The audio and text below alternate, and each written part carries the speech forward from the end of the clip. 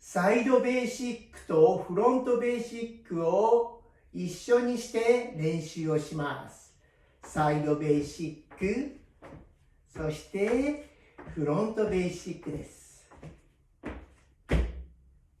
それではいきますね。右足から1、2、3、5、6、7、1、2、3、5、6、7、これを繰り返しますね。もう一回右足からサイドステップ、フロントベーシックを繰り返します。ポイントはですね、必ず元の位置に戻るということですね。それでは右足からいきますよ。5、6、7、8、1、2、3、5、6、7、1、2、3、5、6、7、1、2、3、5, 6, 7, 1, 2, 3, 5, 6, 7、足踏みをするように、その場で足踏み、1, 2, 3, 5, 6, 7, 2, 2, 3, 5, 6, 7、8カウントを1回ずつですね。それでは音楽に乗っていきますね。5, 6, 7, 1, 2, 3, 5, 6, 7、集中力が必要ですね。1, 2, 3, 5, 6, 7、ロング、サイド、前、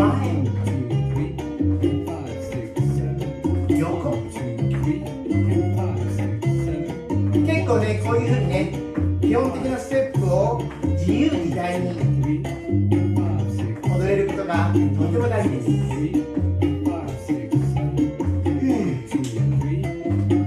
はい、気持ちよく体を伸ばして、サイドステップ、サイドステップ、フロントステップ、フロントステップ、1、2、3、5、6、7、1、2、3、5, 6, 7, 1, 2, 3, 5, 6, 7、フロント、ベーシック、サイド、ベーシック、フロント、ベーシック、サイド、ベーシック、フロント、ベーシック。集中しましょう。うまいですね。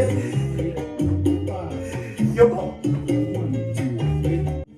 それでは後ろ向きで練習します。右足から5、6、7、8、1、2、3、5、6、7、フロントベーシック、サイド、フロント、わかりやすいようにね、手を使いましょうか。横、前、横、前、